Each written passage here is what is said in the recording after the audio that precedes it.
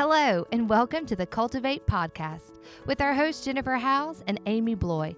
Both the Howes and the Bloys planted churches over 20 years ago in Atlanta, Georgia, and have a desire to see other women in ministry encouraged, equipped, and connected. Are you completely exhausted? Do you feel burnt out? Well, this podcast is for you. We're back. Yes.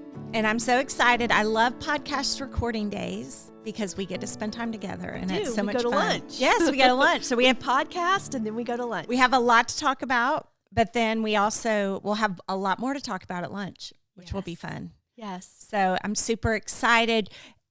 We are recording. It's a couple weeks past Easter.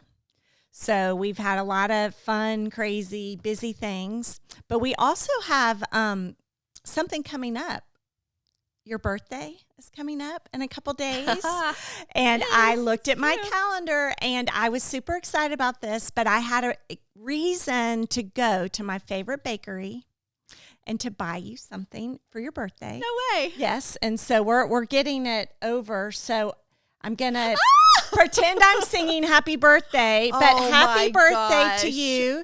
This is from my favorite bakery is Blue Rooster, and my favorite cake there is the strawberry. So happy birthday. Thank you. Yes. I'll make a wish. All right. Oh, and so you're welcome. So that's a surprise. Yes, that's a surprise. Oh gosh.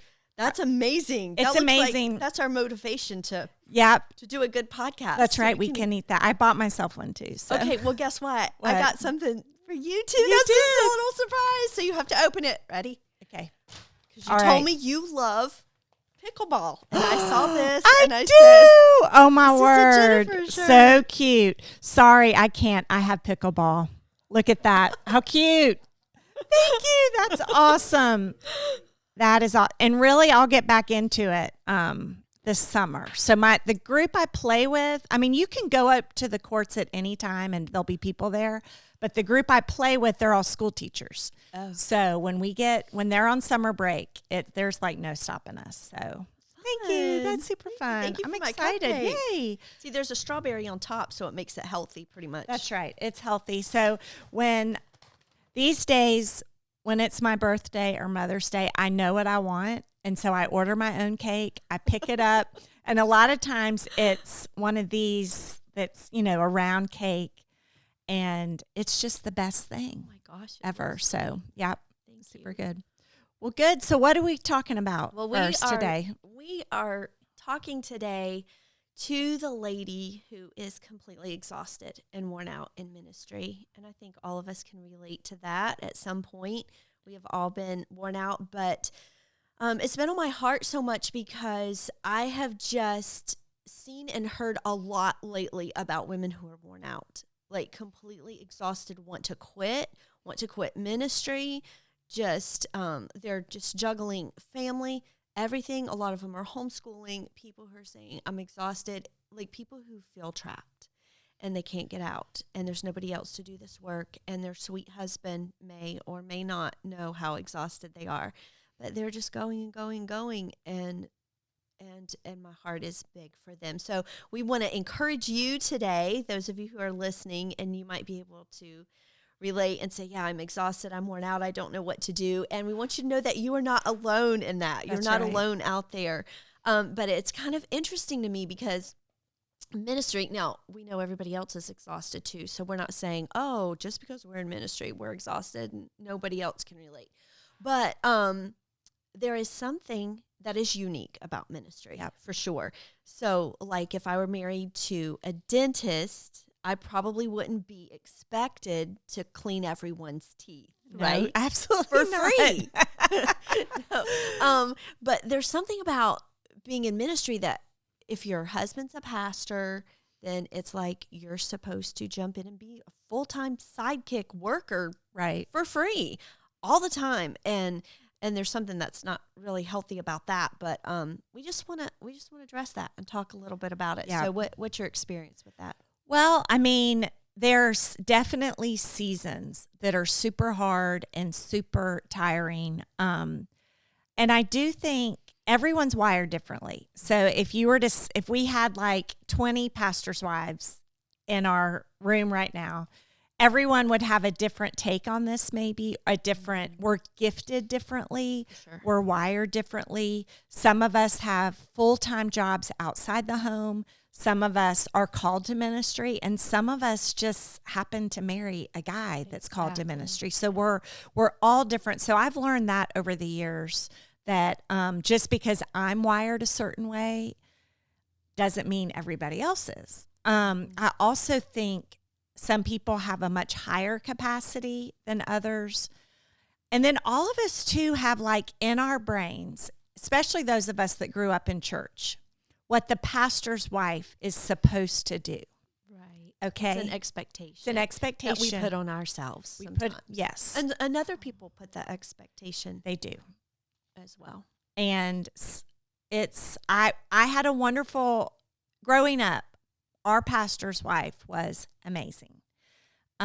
What was interesting is that she was diagnosed with MS early, like probably at 40. So I remember being like 9 or 10 years old. Her son was in between my sister and I in age. And we used to stay at their house when our parents went out of town. We had every holiday with them, super close. Wow.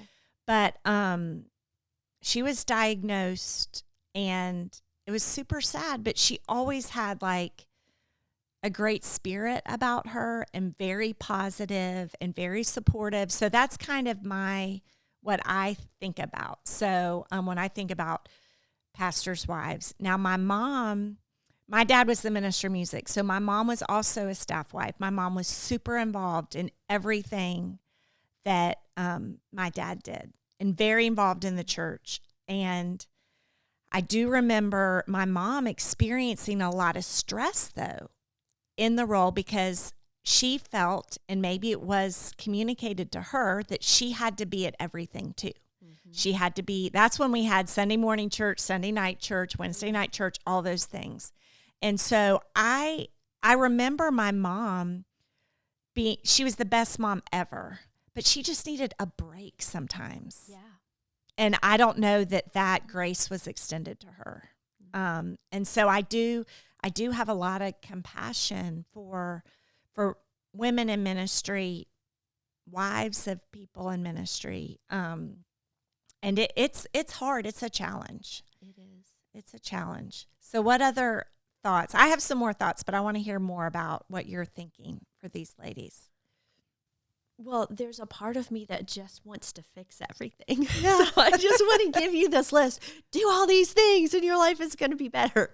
There's some obvious things, that we can just do just to give ourselves a break. Like you said, mm-hmm. Sometimes we need a break. Like, we don't really want to quit, but you need a break. And I guess I just want to encourage people to take a break, just to be good to yourself, to realize that you don't have to do it all, and that you can say no to some things. And honestly, like for ladies who haven't maybe even communicated that stress level, maybe you need just to chat with your husband and say, look, okay, we need to have a talk, because this is kind of how I'm feeling.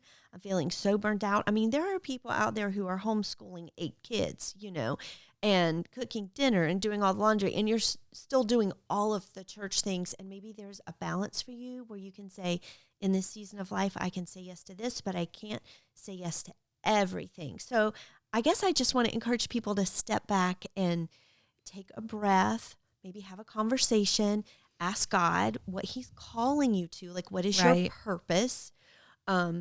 Because you can't say yes to everything. None of us can say yes to everything, right? Like 2 things or 10 things or 80 things or 50 million things. At some point, you have to say enough. That's enough.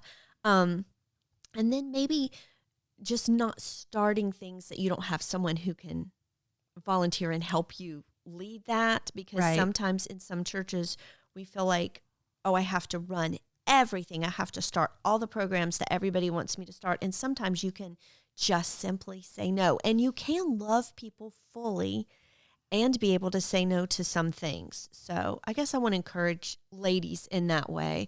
And I'll tell this quick little story. Yeah. There was one time when we were in student ministry and I was teaching school. And so I worked, all day, every day, brought work home. And then all weekend when my teacher workers were taking a break. I was doing student ministries, all-nighters, going to detention homes, all this stuff. It was nuts. And I didn't know any better. I thought I was supposed to be able to do all of that. Mm-hmm. And it shocked me that I couldn't. And I felt weak because of it. But one day I literally collapsed on the couch. Oh, wow. Fell over, and Brian caught me. And I said, I don't think I can keep up this pace. Right. And so maybe just looking at the long-term healthiness of your pace and asking God, what are you calling me to do in this season of my life? I think one thing that's hard about ministry, you were talking about having other jobs. It's not that ministry is harder than other jobs per se, but in ministry, it's not a 9 to 5, right? Exactly. Like when you're a school teacher, you can go home and you don't have to take care of the students past 3:00 or whatever. Right. And so I think what we really have to get firmer in is boundaries. Mm-hmm. And I know that's a buzzword and people talk about boundaries all the time. But really you have to I think in ministry, boundary lines are so blurry. Yeah. Because we're in the people business, right? And people don't know if you're at work or not. Yes. Like if you're at birthday parties, you're at social functions, are you having fun or are you doing ministry? Like if someone's a worker on the side of the road and they're wearing a hard hat, they're at work. Right. But it's not easily defined when you're in ministry. Right. And it's the things that people can't tell if you're working or not. You know? And with cell phones too, like you're always available and accessible. Which is hard. I think some really good books on boundaries that I've read. Lisa Turkhurst, Good Boundaries and Goodbyes. She really helps you understand access and responsibility. That's a good one. There's a really good one called When to Walk Away, and it's written by a pastor who he basically gives you a definition of toxic people for you, which is hard to understand. But one thing that was revolutionary to me about that is he said, anyone that's distracting you from God's call on your life is a toxic person to you. Wow. And you need to set some limits. And he was pastor 30 years. That's a good He's had to go, he went to counseling, and I got to think his name is Gary. I need to look it up. Gary Thomas, I think. Excellent. Then, of course, Dr. Cloud's boundaries. But just getting that boundaries are healthy, they're biblical. I mean, Jesus had boundaries with people. Yes. He withdrew to a lonely place to pray. Mm-hmm. And he spent most of his time with the 12. He didn't spend it with the world. He spent it. He knew his plan. Mm-hmm. And so I think kind of getting firmer and realizing that boundaries aren't being mean. Yeah. But you've got to know, like you said, know what you can do and you can't do. I also think, on a lighter note, Jonathan and I, over the years, you and I have the benefit of being in ministry now 30 plus years. So we've lived a lifetime we've learned our lessons, some the hard way, right? Mm-hmm. Like you literally collapsing on the couch. You have to collapse on the couch a couple times before you learn to say no to some people who are toxic in your life. And then it gets easier to say, I love my family too much to keep saying yes to these people. Exactly. And it's not that you don't love people, but you can love them fully and still draw a boundary line for yourself and be good with that. And one of the things that Jonathan and I have said to each other, probably the last 5 years, is you and I are going to have a happy life. I like it. We're going to have a happy life. People might expect things out of us. There are people that may not like decisions we make, but you and I, we're going to do things to make sure we enjoy life. So we have hobbies, which we love. Like Jonathan loves to play golf, and we live on a golf course now. So he'll go and get on the golf cart and putt in the evening, especially now that it's daylight longer. Or I'm so grateful. Jonathan was a All-American tennis player. So when he and I were dating, he taught me how to play tennis. And it took me years to commit to becoming a tennis player, but I'd say now I'm a tennis player.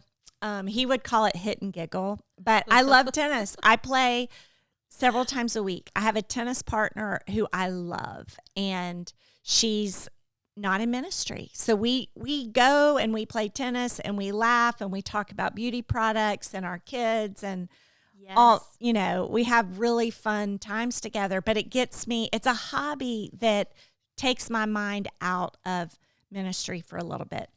I know at the same time, I have compassion on a lot of our listeners there. The average church in America is 100 people.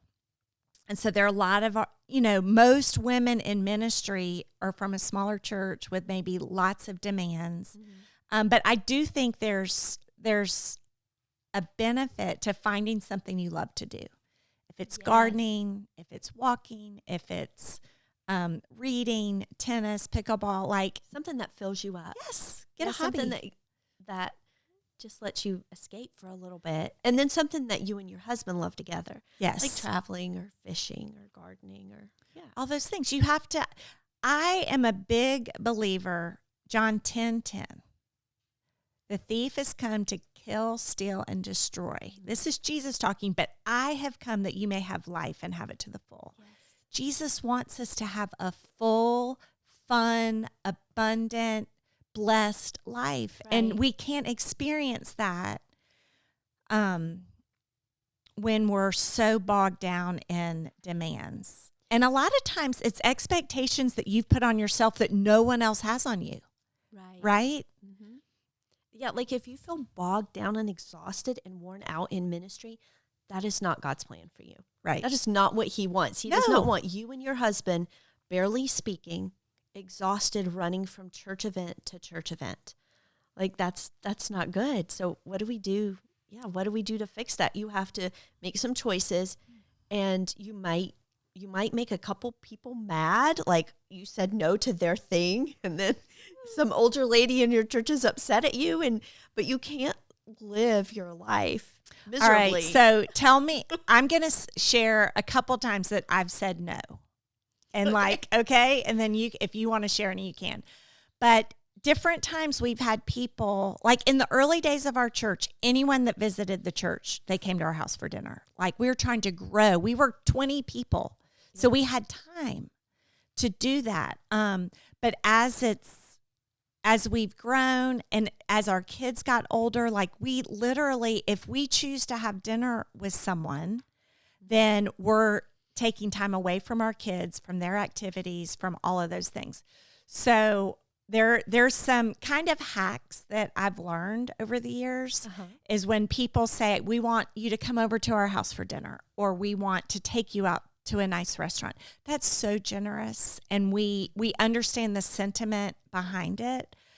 But we don't want to commit to those things because, like I said, it takes away from our family. So I say we would love to spend time with you and get to know you. Could you meet us at the church during office hours, and we'll have a cup of coffee together and talk?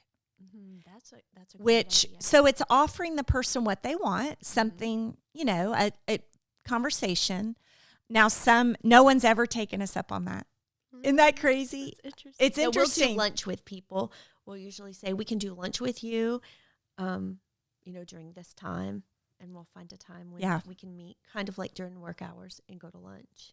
Which is awesome, yes. Yeah. But it's kind of like putting it back on, if you make an appointment with a doctor, you have to go when they're working, which is office hours. So you have to take off work to go for your appointment. It's similar in ministry, but we kind of have to set those boundaries. Mm-hmm. Another thing, so anyway, sometimes that makes people upset when we don't, and they don't understand why we wouldn't want to go out to dinner with them. They want to treat us to a nice meal. And it's so thoughtful, and we appreciate it, but we can't commit to that. Mm-hmm. And so we do want to get to know people.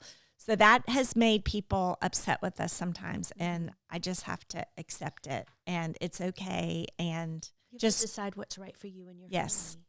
And, but it's interesting and it's hard. There are other times when I had a lady, this was when we had just moved into our first building. Okay. And so we more or less tripled the day we moved in the building. So we have all these people and not enough staff, not enough money, anything, which I'm sure you can relate to this. But there was one woman in particular that was just adamant that we do a women's event like she did at her old church and this and that. And this was probably not the best You're thing. listening. I'm sure you can relate Yes. to that. Please do this thing that I used to do at my old church. And I basically just... And we want you to run it. Yes. And pay for it. Yes. And I just flat out told her no. I'm like, we do not do that. We're mean about the vision here. And our vision is not that. And that probably wasn't my finest moment. But I was just, that wasn't the right way to handle that probably. But I was so like, no, you're not going to impress this on me. Probably how I should have handled that better is said, can you give me a few minutes or days to think about it and I'll get back with you. And then crafted a better response. Yeah. But it was on a Sunday morning and I'm like, look at all these people we have here that, and I don't have time to have this discussion. And in the heat of the moment, I messed up and I regret that. You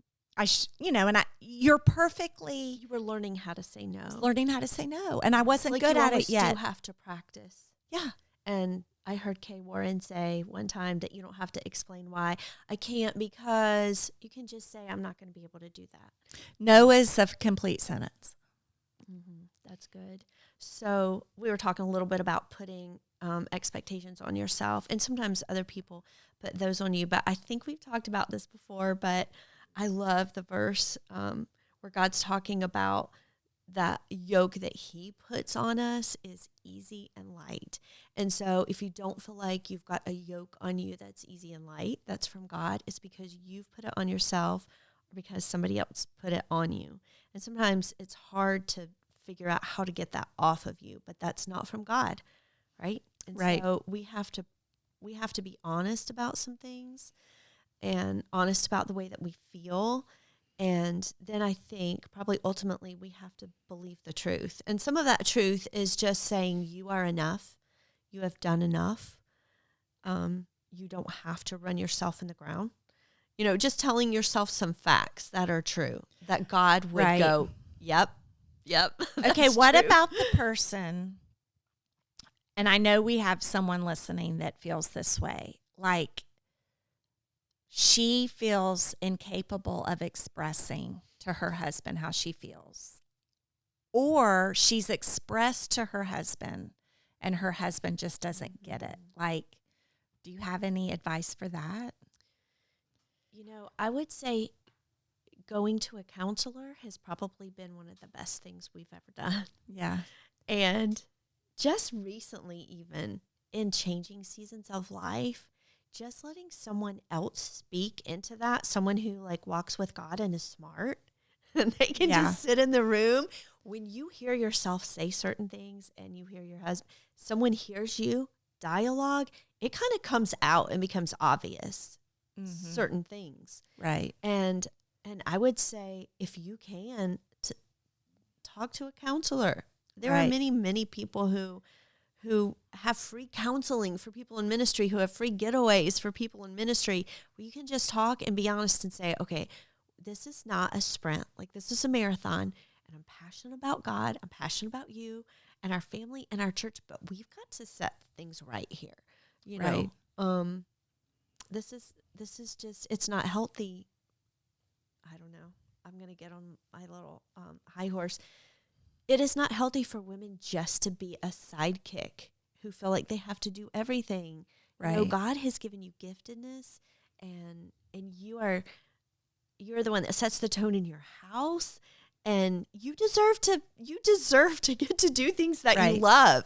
Like women who are completely exhausted and are crying every day from mean people in your church, that is not good. Right. You have to draw boundaries. You have to get out of that situation. Do you remember when we were moms of young children and people would say, you need some mommy time. You need some time away to refresh. I remember someone saying to me, you'll be a better mom if you go.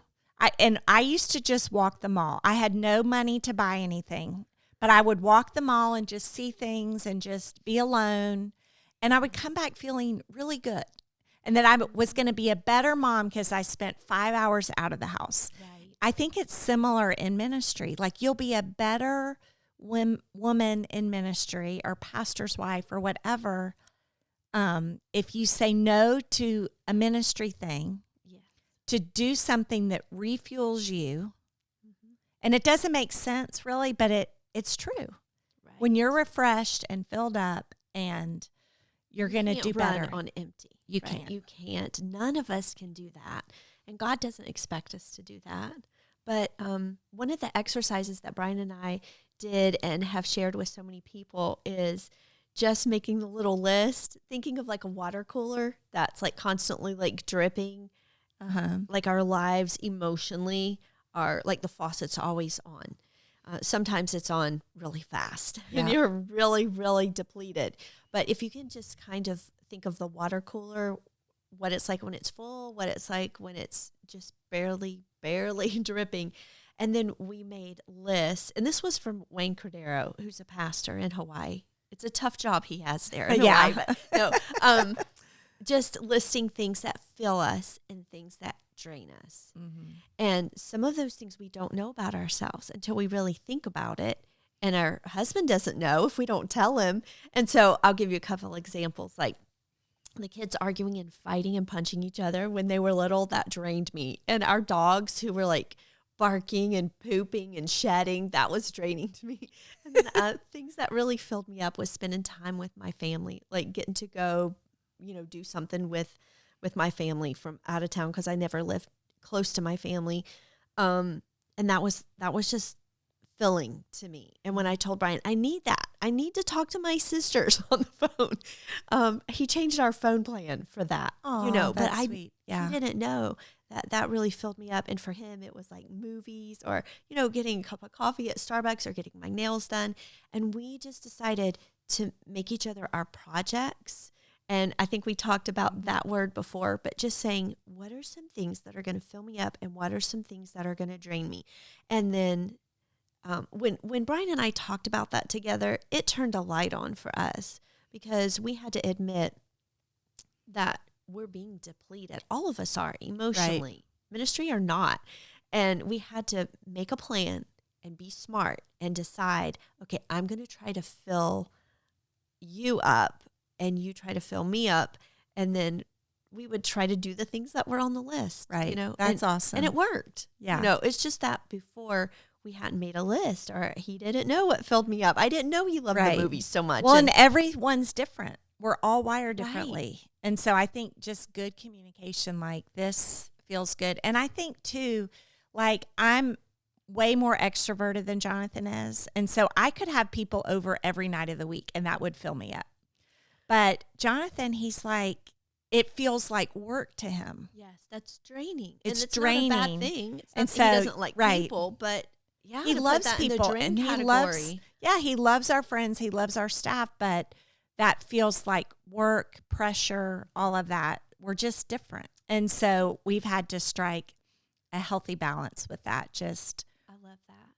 And pick the right and kind of know, like, he doesn't want to go out to dinner with people on a Saturday night because he's thinking about his sermon. We can't do that either. He So, definitely can't. Yep. So there's just It's different good things. to know yourself. Right. And to know your husband and to love the way that God made you.